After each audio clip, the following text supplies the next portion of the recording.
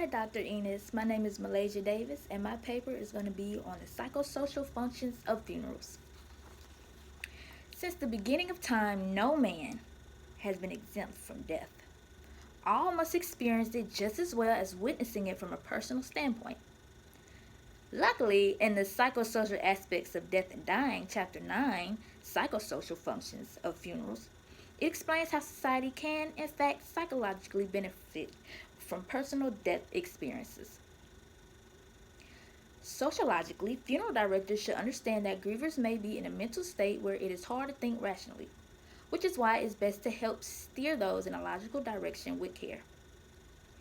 The goal is to transform a funeral into a special and meaningful occasion regarding the bereaved and deceased.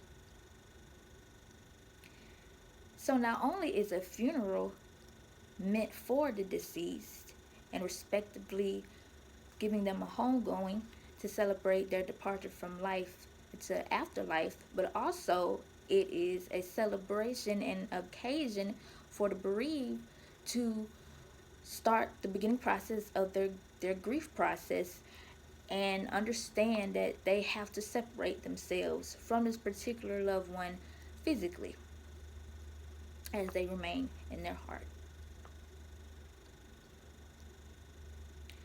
This requires listening and constant awareness of the family's personal values.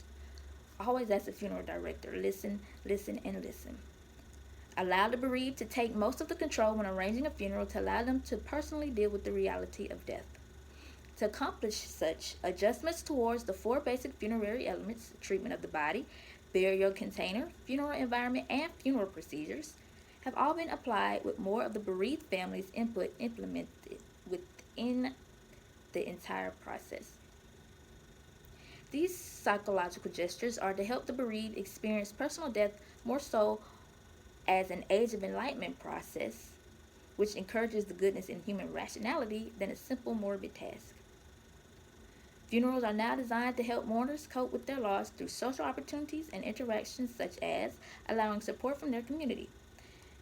It is also a therapeutic opportunity for grievers to safely release emotions publicly without the instant and time disposal of a corpse like back in old times, which the reason why I said timed is because back in modern times, when someone died, they wouldn't embalm them. So because there was no embalmment involved with corpse and the deceased in general, you would have 24 hours to bury a loved one. So that didn't really give the family time to bereave like they should have. It didn't really give them time to respectively and peacefully separate themselves physically and mentally from this particular loved one that they just lost. It was kind of a rushed thing, and it wasn't really sentimental and personal. It was a more of a funeral service that really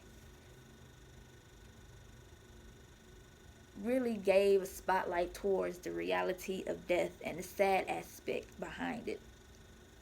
Instead of aiding the family in a hard time, it kind of made it even harder and rushed. Now, funeral directors can assist the bereaved in proper, personal, and beneficial way through the functions of funerals.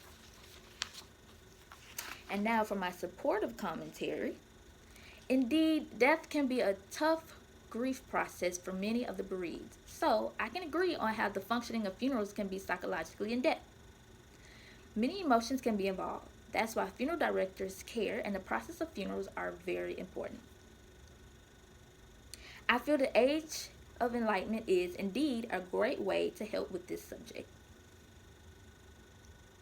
As political theorist John Locke proclaimed about the idea behind the Enlightenment, human nature was mutable, and that knowledge was gained through the accumulated experience rather than by accessing some sort of outside truth. As we personally experience the death of a loved one, funerals prevent us from being unable to deny the dying process towards those close to us. When we have to deal with the funeral, that's why you see the beginning of funeral services or throughout the funeral service, depending on the family's needs and wishes.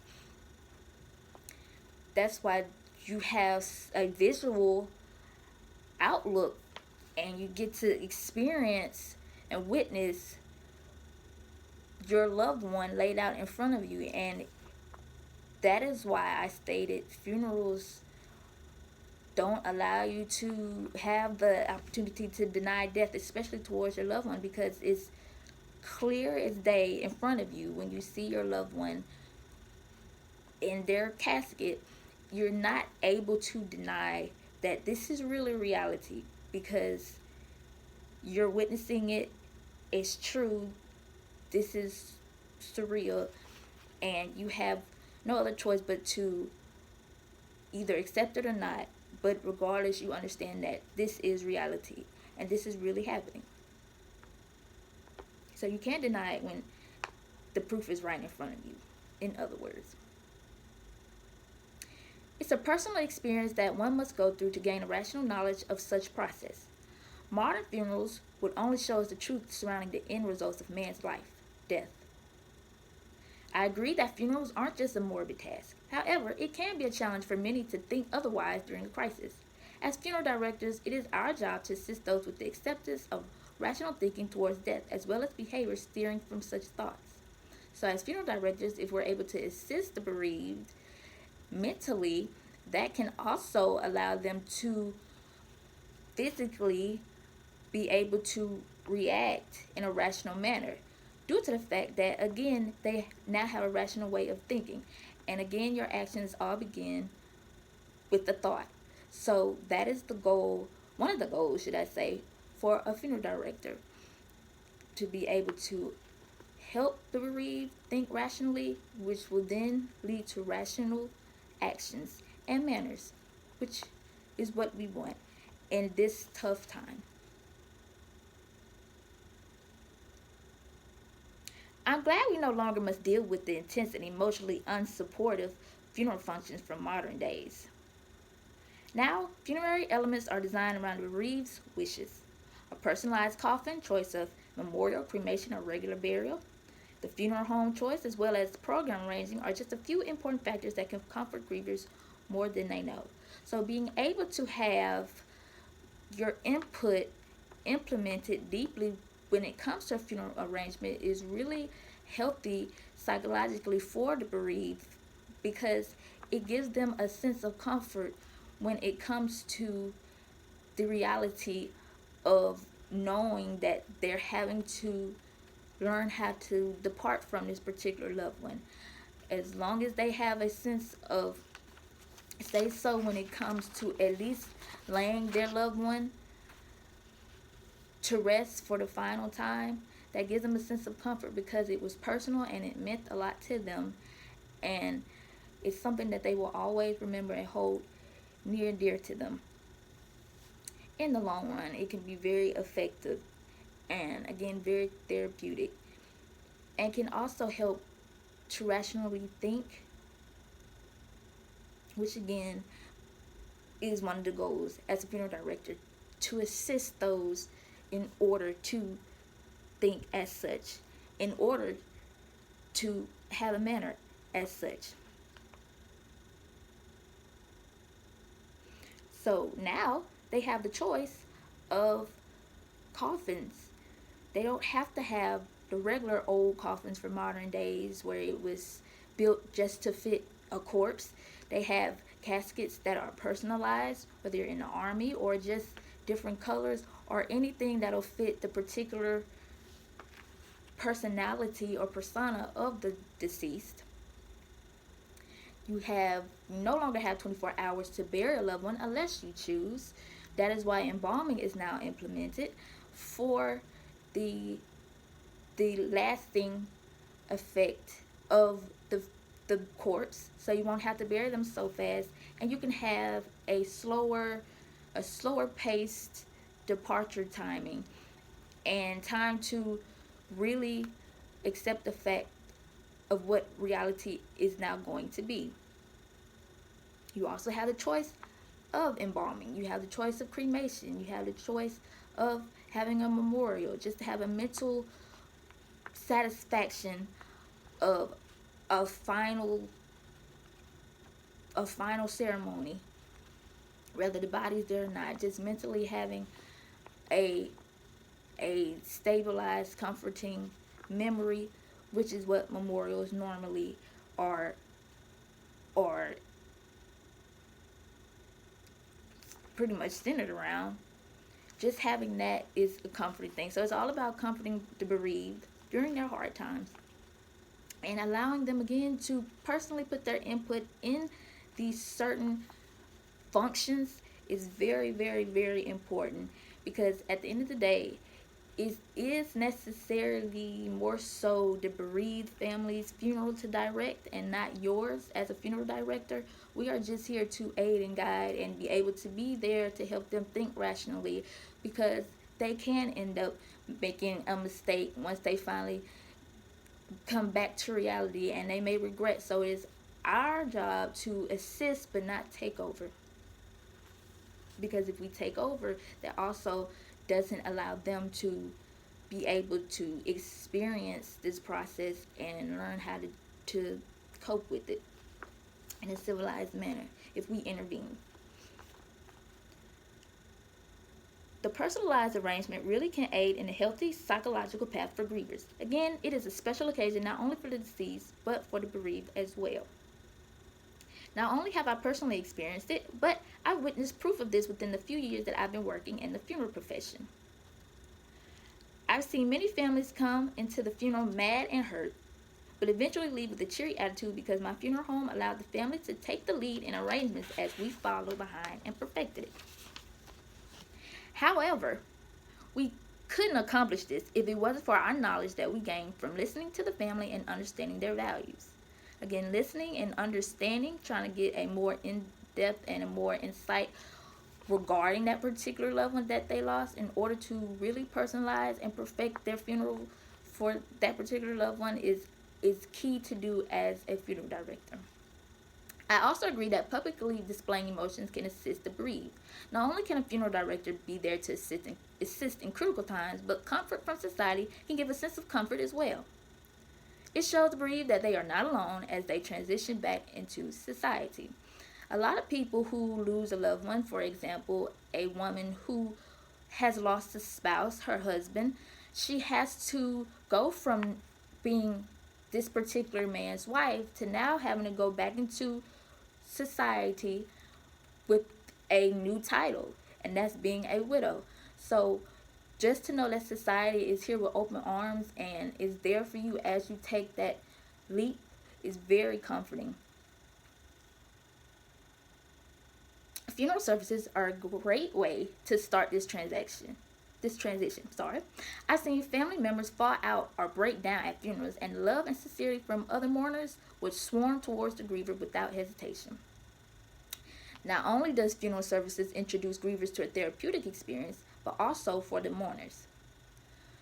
Because mourners, although it may not be at the same level of intensity as the griever, although that may not be a loved one that they lost, that person was still a part of their society and their community in some way, shape, or form. So mourners are grieving as well. Again, it may not be in the exact same manner, but they have lost a loved one too, in their own sense. It may not be the same intensity of hurt, but it's not uncommon for mourners to hurt right along with them. Mourners aren't just guests, but sometimes the funeral staff as well. One funeral I attended for a youth, I witnessed a staff member tearing up as well. My funeral director walked over to her and expressed to her that her crying shows how this isn't just a job to her, but that her heart is genuinely within this field for the families. Emotions can easily spread when it comes to funerals, but it allows us to push through tough times and learn how to face reality in our own individual way. Although it will not bring a loved one back, I feel funeral directors should feel a sense of joy knowing that a funeral that they helped the family with has now permanently added a piece of memory whenever the family reminisce about their loved one.